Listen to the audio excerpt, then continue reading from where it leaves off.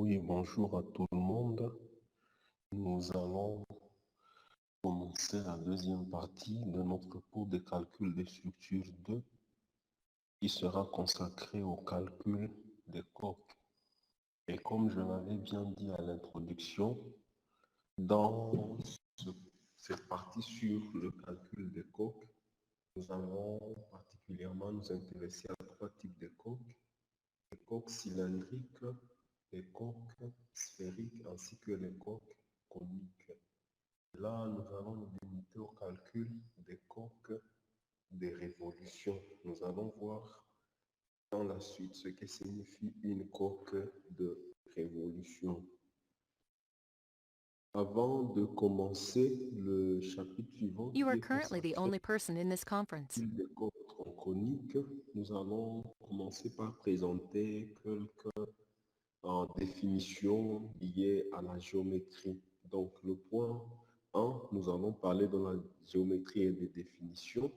Alors, qu'est-ce qu'il faut comprendre par une coque? Une coque, c'est tout simplement une surface courbe de faible épaisseur, contrairement à la plaque qui est une surface plane. Donc, la grande différence entre la coque, c'est que la coque est une surface courbe, tandis que la plaque est une surface plane. Alors, on va distinguer essentiellement entre les coques cylindriques, ça veut dire qu'ils ont la forme d'un cylindre, le coque tronconique, le coque sphérique, les coques hyperboliques ainsi que la coque parabolique de révolution. Alors, pour ce qui concerne les coques de révolution, nous allons utiliser un terme très important qu'on appelle le méridien. Le méridien sera en fait le trace que laisse la coupe du solide, ça veut dire d'une coque, sur un plan qui passe par l'axe des révolutions. Toutes les coques envisagées dans le cadre de ce cours seront des structures à axe vertical de révolution, ce qui suppose que cet axe sera un axe de symétrie. Ça veut dire l'axe de symétrie, l'axe de révolution sera un axe de symétrie. Alors, un autre élément qu'il faut définir, c'est ce qu'on appelle en parallèle. En parallèle, c'est tout simplement une trace que la coupe du solide laisse sur un plan perpendiculaire à l'axe des révolutions. Par exemple, considérons la coque parabolique des révolutions qui est dessinée ici. Si nous prenons un plan qui passe par l'axe de symétrie, ce plan-là va diviser, va laisser, en coupant la coque, la trace de la coque dans ce plan va être ce qu'on appelle le méridien. Tandis que si nous prenons un plan perpendiculaire à l'axe des révolutions, ce plan va couper la coque et la trace que la coque va laisser dans ce plan, c'est ce qu'on va appeler le parallèle. Donc, ce sont deux éléments très importants que nous allons beaucoup plus utiliser dans la suite du cours. Alors, à part la géométrie et quelques définitions, donnons quelques considérations liminaires. Et ici, le plus important, nous allons présenter les résultats de la mécanique des milieux continus sur le calcul du tube épais sous pression. Considérons un tube épais sous pression qui est soumis à une pression PE à l'extérieur radiale et une pression PI à l'intérieur radiale, de rayon intérieur A et de rayon extérieur B. La mécanique des milieux continus nous dit tout simplement que ces pressions-là produisent sur le tube épais un déplacement radial U de R égale à 1 sur 2G fois B carré moins A carré qui multiplie 1 moins nu, 1 moins 2 nu fois A carré PI moins B carré PE fois R plus A carré fois PI moins PE divisé par R avec G le module de glissement. Et nous savons que G est égal à E divisé par 2 fois 1 plus nu. Alors, la contrainte radiale, ça veut dire la contrainte dans la direction du rayon ou la contrainte passant par le centre, la contrainte qui a pour direction l'axe passant par le centre du tube est P, aura comme expression sigma RR égale à A carré fois PI moins B carré fois PE divisé par B carré moins A carré moins PI moins PE divisé par R carré sur A carré moins R carré sur B carré.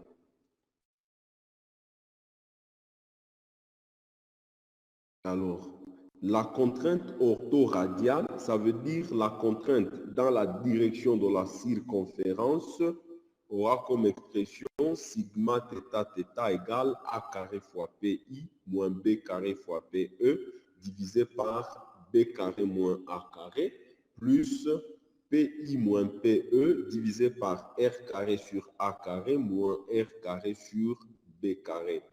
Pour les tubes à faible épaisseur, on pose que P égale à PI moins PE, ça veut dire on considère que la pression s'applique au niveau du rayon moyen et a pour expression la différence entre la pression intérieure et la pression extérieure. Et là, nous allons considérer que les rayons intérieurs, c'est égal au rayon moyen moins l'épaisseur divisé par 2 et que les rayons extérieurs est égal au rayon moyen plus E divisé par 2, R étant le rayon moyen. Et si nous considérons que le tube épais est à faible épaisseur, cela veut dire que E est très petit. Et si E est très petit, alors... Ok, et donc nous avons déjà commencé avec la deuxième partie où nous sommes en train de parler maintenant des calculs des coques. Et nous avions déjà fini avec la présentation de la géométrie et de quelques définitions. Nous étions dans la session précédente en train de parler de quelques considérations liminaires qui ont consisté à présenter les résultats de la mécanique des milieux continus sur le calcul des tubes épais sous pression. Et là, nous avions dit que lorsque nous avons un tube épais qui est sous l'action d'une pression extérieure PE et une pression intérieure PI, toute radiale, avec comme rayon intérieur A et rayon extérieur B, ces tubes épais sous cette pression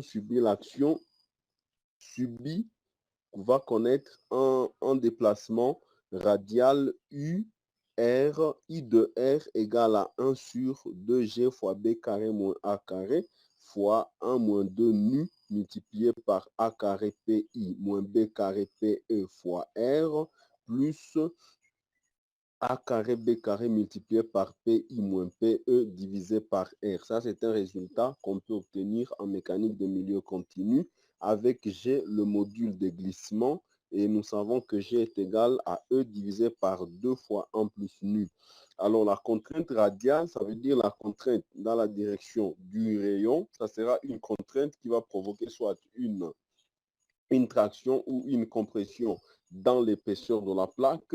Sigma RR sera égal à A carré fois PI moins B carré fois PE divisé par B carré moins A carré moins PI moins PE divisé par R carré sur A carré moins R carré sur B carré. La contrainte orthoradiale produite par ces pressions PI et PE, sigma θ sera égal à A carré PI moins B carré PE divisé par B carré moins A carré plus PI moins PE divisé par R carré sur A carré moins R carré sur B carré. Alors, cette contrainte radiale, c'est tout simplement la contrainte qui agit dans la circonférence. C'est une contrainte qui tend soit à tendre ou à comprimer le tube épais dans sa circonférence et cela aura pour effet soit de réduire ou de diminuer ou d'augmenter le rayon du tube épais. Alors, les résultats qui vont être très intéressants, c'est que nous venons de présenter pour le tube épais Maintenant, pour ce qui concerne les types minces ou les types à faible épaisseur, si nous posons que P égale à PI moins PE, ça veut dire la pression totale qui est égale à pression intérieure moins pression extérieure, et que A soit égal au rayon moyen moins l'épaisseur divisé par 2, et que B soit égal au rayon moyen plus l'épaisseur divisé par 2, R étant le rayon moyen, dire que le tube est à faible épaisseur veut dire tout simplement que l'épaisseur est petite, et si l'épaisseur est petite, alors l'épaisseur au carré sera un plus petit du deuxième ordre, ce qui veut dire qu'on peut le négliger. Et si on le néglige, alors on peut démontrer en remplaçant A par R moins E sur 2, B par R plus E sur 2 et PI moins PE par P. Nous allons avoir que sigma RR va tendre vers 0, sigma θ θ va tendre vers P fois R sur E, tandis que UR va tendre vers P fois R au carré divisé par E fois E. Ici, E, c'est le module d'élasticité du matériau qui constitue le tube épais, tandis que petit e, c'est l'épaisseur du tube mince. Alors, comment est-ce qu'on doit interpréter physiquement ces résultats? Ces résultats, c'est que lorsque vous soumettez un tube mince à l'action d'une pression P qui est égale à PE, PI moins PE, ça veut dire à une pression globale P, cette pression va produire une force linéique PR dans le sens octaédrique où R est le rayon moyen de la coque au point considéré. Ça veut dire que lorsque vous appliquez une pression P sur un tube mince, l'action de cette pression, c'est de produire tout simplement un effort linéique F égale à P fois R. Alors, une autre remarque, une remarque très importante avant d'aller plus loin, c'est que, comme nous l'avions vu pour les plaques minces, nous avions dit que les plaques minces travaillent principalement en membrane. Cette théorie sera aussi d'application pour les coques, parce que nous allons nous limiter au calcul des coques minces. Et ici, nous allons dire que les coques minces travaillent généralement en membrane. Ça veut dire que nous allons négliger l'effet de courbure et de distorsion transverse.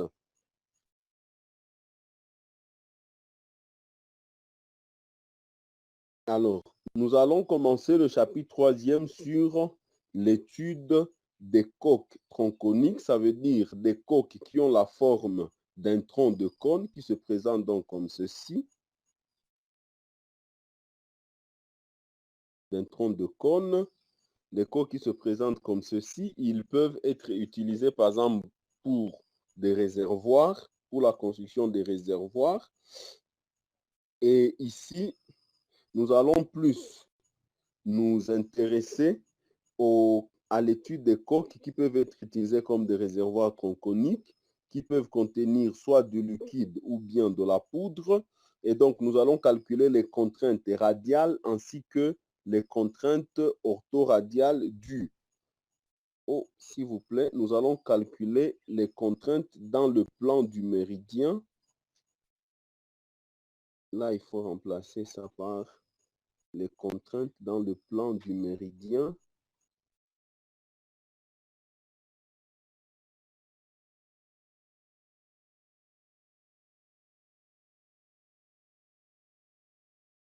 Donc, nous allons calculer les contraintes dans le plan du méridien ainsi que les contraintes orthoradiales, ça veut dire dans la direction du plan parallèle, dû au poids propre de la coque ou bien à une charge verticale transmise par la coque d'un côté et de l'autre côté dû aux pressions du liquide. Alors, ainsi, en fait de compte, par superposition, nous allons calculer les contraintes globales comme la somme des deux effets. Ça veut dire la somme des effets dus au poids propre ainsi que les effets dus au poids du liquide ou de la poudre contenue dans la coque. Alors, pour ce qui concerne la coque, qu'est-ce que nous allons faire? Comme nous sommes en train de dire que la coque va travailler en membrane, nous allons appliquer le principe de coupure que nous avions étudié en résistance matériaux. Je vais vous rappeler ici. Si vous avez par exemple une poutre comme ceci et qui est chargée par exemple par une force linéairement répartie P, pour calculer les contraintes ou même les sollicitations généralisées dans une section donnée, on peut effectuer une coupure à ce niveau-là et considérer l'équilibre de la partie restante. Et là, vous introduisez un moment, vous introduisez un effort tranchant et vous introduisez un effort normal. Et pour déterminer les moments, l'effort tranchant ainsi que l'effort normal, vous faites tout simplement l'équilibre de cette poutre. Ici aussi, nous allons appliquer plus ou moins le même principe. Ça veut dire, nous supposons que nous avons un réservoir conique qui se présente par exemple comme ceci, et pour calculer les sollicitations intérieures ou même particulièrement ici les contraintes dans la coque, nous allons tout simplement effectuer une coupure. Supposons que ça, nous appelons l'axe des Y et ça, nous appelons l'axe des X. Pour calculer les contraintes en un point de la coque, nous allons effectuer une coupure par un plan dans la direction du parallèle et laisser tomber la partie de dessous, par exemple, et considérer l'équilibre de la partie de dessus pour déterminer les contraintes dans la structure. Et donc, ça, le schéma que nous présentons, considérons que nous avions, par exemple, une coque conique qui se présentait comme ceci, ou même comme ceci, s'il s'agit d'un coque tronconique, nous allons effectuer une coupure à ce niveau-là et laisser tomber la partie par exemple des dessous. Nous considérons la partie des dessus et là, ça va produire le dessin que nous avons ici. Ça veut dire que c'était une coque entière qui a été coupurée à ce niveau-là pour évaluer, disons, qui a été coupurée à ce niveau-là pour évaluer les contraintes dans la structure, dans la direction du méridien ainsi que dans la direction du plan parallèle. Alors, ici, nous allons d'abord commencer par considérer l'action du propre et de toute charge transmise par la coque. L'action du poids propre, comme il s'agit d'une coque de révolution, toutes les charges dues au poids propre ainsi que aux charges transmises seront des charges verticales et passant par le centre ou passant par l'axe de symétrie de la coque et supposons que la résultante de toutes ces forces soit égale à P. Si nous considérons que cette charge P s'est répartie de façon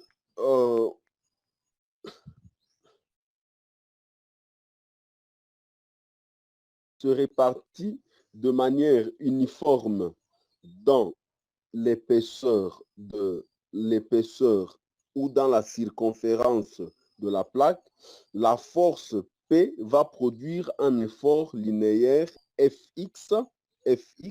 Donc, c'est une force dans la direction du poids propre, mais qui est uniformément répartie sur la circonférence qui a pour longueur 2π fois rayon. Et à ce moment-là, nous considérons que nous avons effectué une coupure au niveau d'un point où le rayon est égal à Y, alors à ce moment-là, la charge Fx sera égale à P divisé par 2pi Y.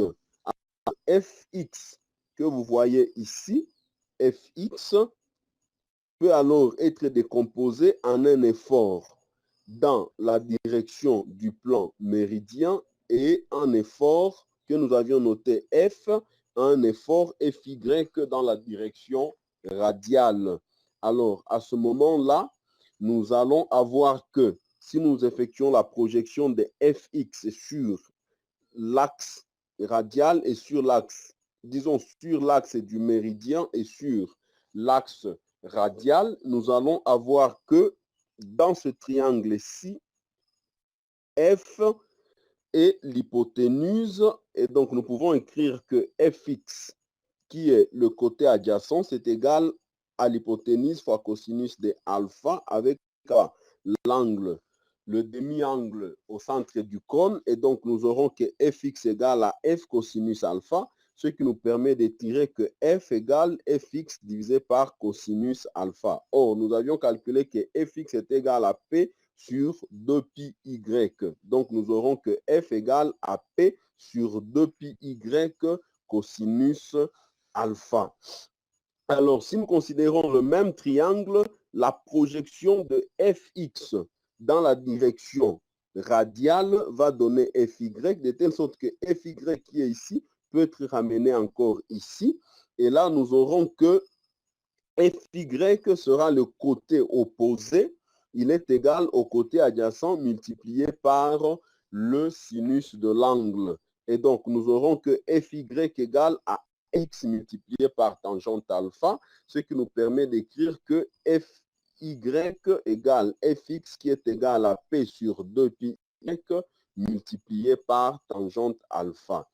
La contrainte dans le plan méridien, sigma, sera tout simplement égale à cette force linéique qui est la projection de F dans la direction du plan méridien que nous allons diviser par l'épaisseur. Regardez, il s'agit d'une force F dans l'épaisseur. Et donc, la contrainte qui est une force par unité de surface sera égale à F divisé par E, ce qui est égal à P divisé par 2pi Y fois cosinus alpha multiplié par 1 sur E, ce qui nous donne P divisé par 2pi Y fois E fois cosinus de alpha.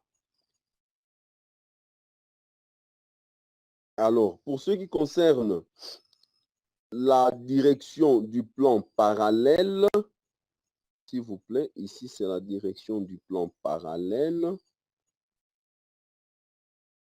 Pour ce qui concerne la direction du plan parallèle, c'est parallèle, s'il vous plaît. Pour ce qui concerne la direction dans le plan parallèle ou la direction orthoradiale, nous avons l'effort Fy. Mais rappelez-vous que nous avions dit que lorsque vous avez un tube mince qui subit l'action d'une force, d'une pression P, cette pression P va produire dans la direction orthoradiale, ça veut dire la direction de la circonférence, un effort F égale à P fois le rayon. Et donc ici, l'effort Fy est un effort qui va s'appliquer dans la direction, est un effort qui va s'appliquer comme une pression dans la direction radiale, le Fy. Il va donc engendrer un effort T, T égale à Fy multiplié par le rayon de ce tube à ce niveau-là que nous avions noté Y. Et donc, c'est tout simplement en vertu de ce principe que nous pouvons écrire que la force Fy va produire un effort, une force orthoradial T dont l'intensité sera égale à T égale Fy multiplié par Y. Nous avions dit que lorsque vous avez une pression P radiale, elle va engendrer dans un tube mince une force dans la direction orthoradiale qui est égale à la pression P multipliée par le rayon. Et donc ici, nous aurons T égale à Fy multiplié par Y. Or, nous avions établi que Fy était égal à Fx multiplié par tangente alpha. Or, Fx est égal à P sur 2 pi Y multiplié par tangente alpha. Et donc, le tout multiplié par Y, ce qui va donner que T sera égal à P tangente alpha divisé par 2 pi Y. Alors, le T égale à P tangente alpha divisé par 2 pi Y, c'est un effort orthoradial qui s'applique sur un morceau de tube. Et si nous considérons un morceau de cône qui se présente comme ceci, d'épaisseur E et de longueur élémentaire D de S, et que nous considérons que sur un premier bord, nous avons un effort linéaire qui est égal à T, et que sur l'autre, nous avons T plus D de T, alors nous aurons que si nous écrivons la somme des forces qui s'appliquent sur cet élément, la somme des forces qui s'appliquent sur cet élément de surface, qui est fait de D de S et E, ça sera tout simplement égal à T plus D de T moins T, dans des sens contraires. Nous aurons donc que la force F, ça sera égal à T plus D de T moins T, ce qui va nous donner que F est égal à D de T. Et si F égale à D de T, nous avons aussi que la section, c'est égal tout simplement à l'épaisseur multipliée par D de S. Et donc, nous aurons que la section sur laquelle s'applique cette force D de T est E fois D de S. Et si nous avons une force F égale à D de T qui s'applique sur un élément de surface E fois D de S, nous aurons donc que la contrainte dans la direction orthoradiale sera tout simplement égale à la force divisée par la section, ce qui va donner D de T divisé par E D de S, ce qui va donner 1 sur 2 pi E multiplié par D sur D de S de P tangente alpha. Donc, nous prenons tout simplement que c'est égal à D de T sur E D de S. Or, nous avions déjà établi que T égale à P tangente alpha sur 2 pi. Et donc, avec ça, nous avons que sigma θ égale à D de P tangente alpha sur D de S, avec P, la somme des forces dues au poids propre et des charges éventuellement transmises par la coque.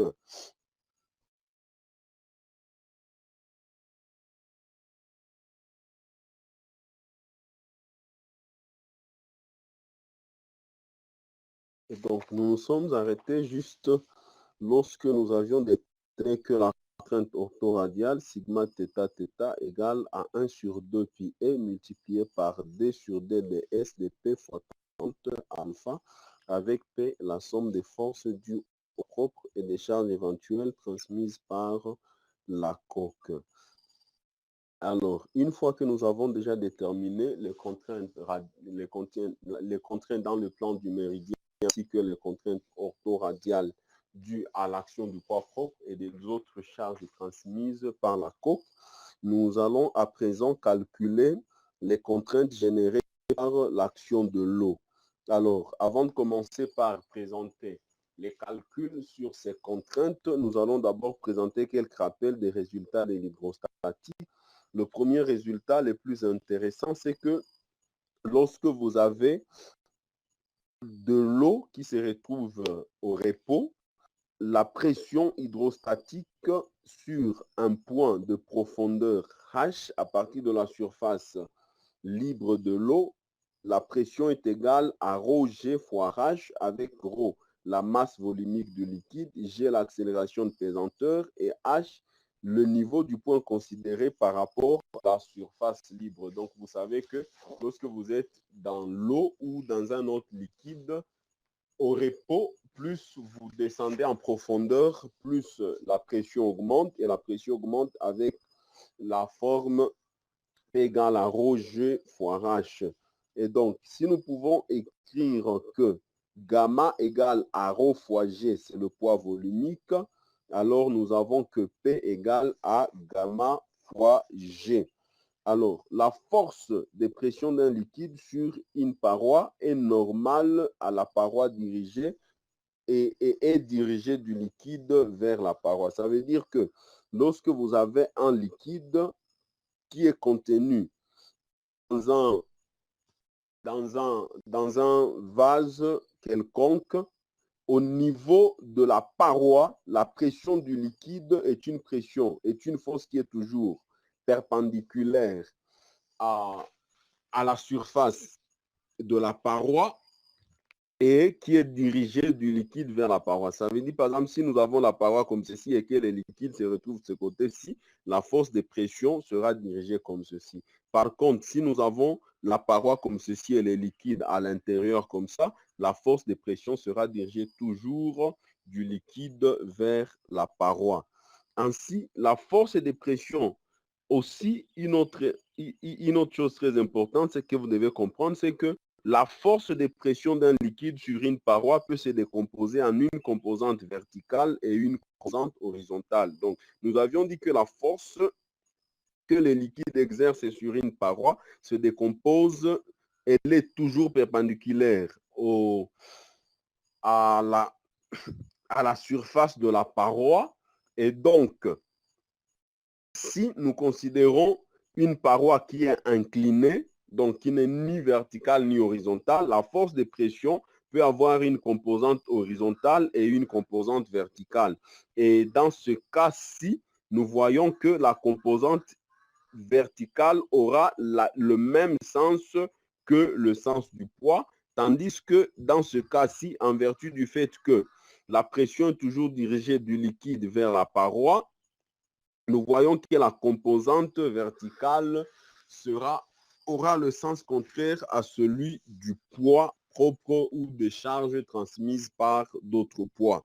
Alors, à ce moment-là, par exemple, lorsque nous avons un cas comme ceci, la composante verticale du poids propre, disons la composante verticale de la poussée de l'eau, va s'additionner avec la composante, disons, l'effet de la composante verticale du poids de l'eau va s'additionner avec l'effet du poids propre, tandis que dans les cas contraires où la composante verticale a le sens contraire à celui du poids propre, nous allons assister plutôt à une soustraction entre l'effet du poids propre et l'effet de la composante verticale de l'eau. Alors, un autre résultat très important, c'est que toujours lorsque nous avons une force de pression, nous voulons maintenant calculer les contraintes dues à la composante verticale de l'eau. Et avant de calculer la contrainte due à la composante verticale de l'eau, ce qu'il faut comprendre, c'est que la composante verticale de l'eau est égale au poids du volume d'eau au-dessus de la paroi considérée. Son point d'application est le centre de gravité de ce volume. Ça veut dire que si vous avez par exemple une coque tronconique qui se présente comme ceci et que nous voulons évaluer l'effet de la poussée de l'eau, sa composante verticale dans une section bien donnée, à ce moment-là, la résultante de la composante de l'eau aura comme valeur le poids de l'eau qui est piégée au-dessus de la surface considérée. Par exemple, pour ce cas ici, ça sera le poids de cette eau-là. Pour ce cas ici, ça sera un poids fictif. Ça veut dire, normalement, en réalité, l'eau est ici à l'intérieur, mais la composante verticale de l'eau aura comme résultante le poids de l'eau fictive qui se serait mis au-dessus de cette surface. Dans ce cas où l'eau est piégée ici, au niveau par exemple de cette surface-là, comme il y a la surface est plus ou moins bloquée, à ce moment-là, l'effet de la composante, la résultante de l'effet de la composante verticale de l'eau, ça sera tout le poids de cette eau qui en fait s'appuie sur cette surface.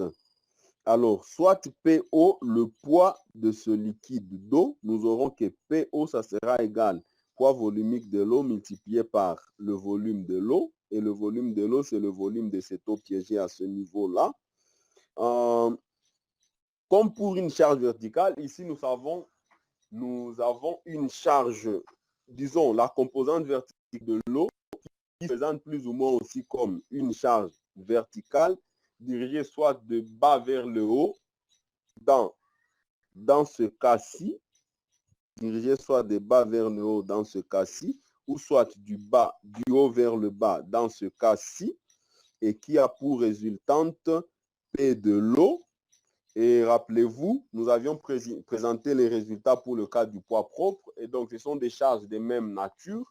Une charge verticale qui peut être dirigée de haut vers le bas ou de bas vers le haut. C'est le signe qui va seulement changer, mais qui passe aussi par l'axe de symétrie des révolutions. Et donc, comme nous l'avions présenté précédemment, le poids propre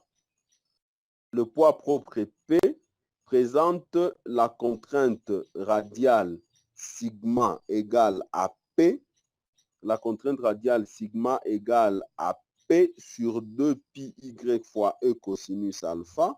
Et la contrainte, disons, la contrainte dans le plan du méridien et la contrainte orthoradiale, la contrainte dans le plan du méridien sigma, c'est égal à P sur 2 pi y fois E cosinus alpha.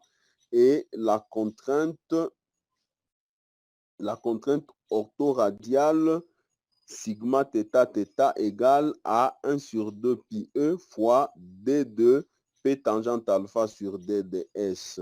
Et donc, avec la même logique, si nous avons P de l'eau, la composante verticale de la pression sur les parois à un niveau donné, nous aurons donc que cette résultante va produire comme contrainte dans la direction du méridien, disons dans le plan méridien, sigma égale à PO divisé par 2 pi y fois E cos alpha. Nous empruntons juste la même formule qui a été utilisée pour le poids propre parce qu'il s'agit aussi d'une charge verticale. Et la contrainte orthoradiale sigma θ θ égale 1 sur 2 pi E multiplié par D sur ds de P de l'eau fois tangente alpha. Alors, ces contraintes vont soit s'additionner ou se retrancher des contraintes dues au poids propre selon qu'elles sont soit de même sens ou de sens contraire. Ça, nous l'avions présenté dans la partie précédente. Alors, nous allons calculer maintenant les contraintes dues à la composante horizontale de l'eau. Pour ce qui concerne la composante horizontale de l'eau, nous avons une force linéique horizontale due à la pression du liquide qui vaut P fois D dx avec D dx. Donc, ça se présente plus ou moins comme ceci. Nous avons une pression P qui va produire, dont la somme des forces verticales va produire P de l'eau comme la composante verticale, et la composante horizontale, nous savons que ça sera PH égale à P fois D de X. Alors, avec D de X, la projection de D de S sur l'axe vertical. Si ça, c'est l'angle alpha, ça sera D de X, alors que ça, c'est tout simplement D de S. Et donc, nous avons cette force-là. Et cette force-là, ça sera donc égal à P de dx, mais qui est une force, encore une fois, dans la direction radiale. Donc, une force qui s'applique comme ceci, P de dx. Mais comme nous l'avions vu, lorsque vous avez une force qui s'applique sur un tube mince dans la direction radiale, la résultante de cette force est qu'elle va produire une force dans la direction de la circonférence qui est égale donc à P de dx fois le rayon qui est ici en cas d'espèce Y. Et donc, c'est ça qui signifie que à ce niveau-là, que vous avez cette force P, cette force qui vaut P de dx dans la direction radiale, elle va produire une tension dans la direction autoradiale égale à Y fois P de dx, avec Y les rayons au point considéré. Alors, avec ça, nous aurons donc que la contrainte orthoradiale sera tout simplement égale à cette force-là, la contrainte orthoradiale sera tout simplement égale à P Y fois P d dx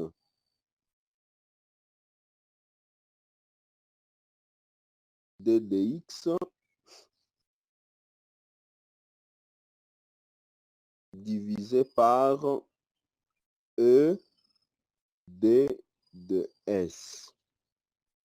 Parce qu'il s'agit d'une force qui s'applique sur l'élément de longueur de largeur E et d'épaisseur, disons, d'épaisseur E et de largeur d de S. Et alors, à ce niveau-là, pour trouver la contrainte, à partir de la force de la tension YP de dx, nous aurons donc que la contrainte orthoradiale sigma θ θ sera égale à P Y fois d de S, qui est cette tension divisée par l'élément de surface sur lequel s'applique, qui est égal à E d de S. Et donc avec ça, nous avons que sigma θ θ égale YP d dx sur E d de S. Or, dans ce schéma-ci, si nous projetons d de S sur l'axe des X, nous allons voir que d de X, ça sera le côté adjacent. Et donc, dx égale à d de S cosinus alpha, qui peut nous permettre de tirer que d de X sur d de S sera égal à cosinus alpha. Et donc, si nous avons l'expression de sigma θ égale YP sur E fois d de X sur d de S, nous aurons donc que sigma θ θ sera égal à YP sur E multiplié par d de X sur d de S, qui n'est rien d'autre que cosinus alpha, selon ce que nous venons de démontrer ici. Et donc, nous avons que l'action de la composante horizontale simplement produit une contrainte orthoradiale sigma θ θ égale à YP fois cosinus alpha divisé par E, avec E l'épaisseur de la coque. Donc ça, ce sont juste beaucoup plus des expressions que nous allons comprendre plus pratiquement lorsque nous allons faire quelques exercices. Alors, avec ça, nous pouvons donc présenter dans ce tableau la récapitulation des résultats que nous venons d'obtenir. C'est que lorsque nous avons une coque conique de révolution qui est soumise à l'action des poids propres et des charges verticales éventuellement transmises par la coque et la pression du liquide, c'est que le poids propre et autres charges transmises, si leur résultante c'est P égale à PP, avec P le poids propre plus P0, les poids éventuellement, les charges, les autres charges vont être éventuellement transmises par la coque. Alors à ce moment-là, ces charges vont produire dans le plan du méridien la contrainte sigma égale à P divisé par 2pi E fois Y cosinus alpha. Et dans la direction orthoradiale, une contrainte sigma θ θ égale 1 sur 2 pi e multiplié par d2 P tangente alpha sur dds. Tandis que pour ce qui concerne la pression dans le liquide, cela peut aussi s'appliquer pour le cas d'une poudre. Nous aurons donc une composante verticale P de l'eau. Avec P de l'eau, je les rappelle, le poids de l'eau situé au-dessus de la surface au niveau du point considéré. Alors, cela va produire comme contrainte dans le plan du méridien, sigma égale à P de l'eau divisé par 2 pi E Y cosinus alpha. Et dans la direction orthoradiale, sigma θ θ égale 1 sur 2 pi E fois D2 P de l'eau tangente alpha sur DDS. Alors, la composante horizontale P ddx va produire quant à elle seulement une contrainte orthoradiale qui est égale à YP cosinus alpha divisé par E. Et donc, par superposition, lorsque nous avons le poids propre P, le poids propre PP et une charge transmise P0, dont la somme est égale à P, et une pression du liquide qui aura une composante horizontale P de l'eau, disons verticale P de l'eau, et une composante horizontale P ddx, cela va transmettre dans la coque, dans la direction du plan méridien, une contrainte P plus P de l'eau divisé par 2 pi E Y cosinus alpha, et dans la direction orthoradiale, une contrainte 1 sur 2 pi E fois D sur DDS de P plus P de l'eau plus YP cosinus alpha divisé par 2. Ensuite, nous allons présenter le chapitre, disons plutôt, ça devait être le chapitre 4. Chapitre 4, consacré au dimensionnement d'une coque sphérique. Dimensionnement d'une coque sphérique. Alors, ici, pour la coque sphérique, nous allons appliquer les mêmes résultats que ceux que nous avons obtenus pour le cas de la coque tronconique, sauf que ici, si pour le cas de la coque tronconique, quand vous considérez les différents points, l'angle alpha était une constante, alpha à ce point-là, par exemple, c'est égal au même alpha ici. Tandis que dans le cas d'une coque sphérique, alpha, c'est juste alpha qui va changer, mais nous allons garder les mêmes formules. Ça veut dire, si nous considérons par exemple le point qui est ici, alpha, il sera, je trace d'abord une tangente, alpha sera égal à cet angle-là. Tandis que si je considère par exemple le point qui est ici, si je trace une tangente, alpha sera égal à cet angle. Et donc, avec ça, nous pouvons appliquer les mêmes formules en ce qui concerne la plaque, disons la coque sphérique, pardon. Et à ce moment-là, nous allons juste tout simplement prendre en compte le fait que l'angle est variable. Et à ce moment-là, comme nous avions établi, sigma est égal à P sur 2 pi E Y cosinus alpha. Ici, en cas d'espèce, si nous effectuons une coupure à ce niveau-là, Y sera égal à R cosinus alpha, tandis que X sera égal à R sinus alpha. Et donc, nous pouvons voir que sigma égale à P divisé par 2 pi E multiplié par R cosinus carré alpha, parce qu'il s'agit de Y qui est R cosinus alpha et le cosinus alpha de la formule, ce qui nous donne alors P sur 2 pi E fois R cosinus carré alpha.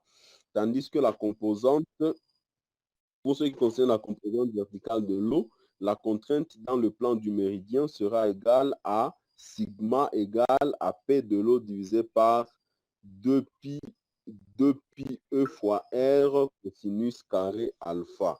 Pour ce qui concerne les contraintes orthoradiales, nous avons que les contraintes orthoradiales dues au poids propre et plus charge éventuelle transmise seront sigma θ égale 1 sur 2 pi E multiplié par D sur D ds. Or, nous venons de montrer qu'en cas d'espèce ici, D ds est égal à R d alpha.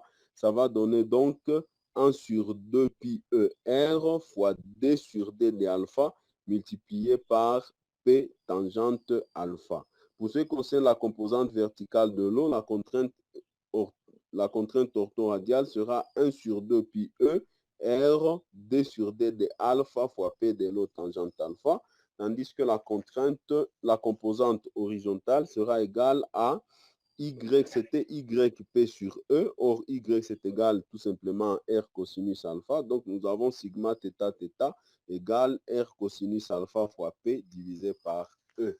Donc, pour un problème bien donné, il suffit tout simplement de faire ces formules pour être en mesure de déterminer les contraintes dans les plans du méridien ainsi que les contraintes dans la direction orthoradiale. Alors, je vais vous donner tout simplement ce que, disons, l'essence physique de chaque direction. C'est que lorsque nous avons, par exemple, une coque tronconique qui se présente comme ceci,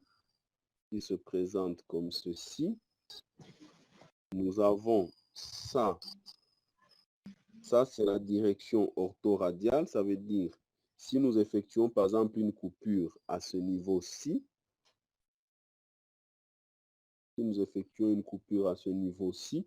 la direction dans le plan du méridien, c'est cette direction-ci. Ça veut dire, l'effet, ça sera soit d'augmenter ou de diminuer la longueur dans ce sens-là. Ça, c'est la direction du méridien, tandis que dans la direction orthoradiale que nous avions considérée, ça sera plus ou moins des forces qui agissent dans ce sens-là, dont l'effet est soit d'augmenter ou de diminuer le rayon d'un cercle qui constitue en fait le parallèle de la coque. Merci beaucoup. Nous finissons avec le 4e chapitre et donc nous allons poursuivre encore avec le 5e chapitre sur le calcul des plaques, disons des coques cylindriques, et enfin nous allons revenir aux exercices sur les coques tronconiques, les coques cylindriques ainsi que les coques sphériques et voir comment est-ce que nous allons clôturer avec ce cours et commencer avec le cours prochain de rhéologie plastique et analyse limite.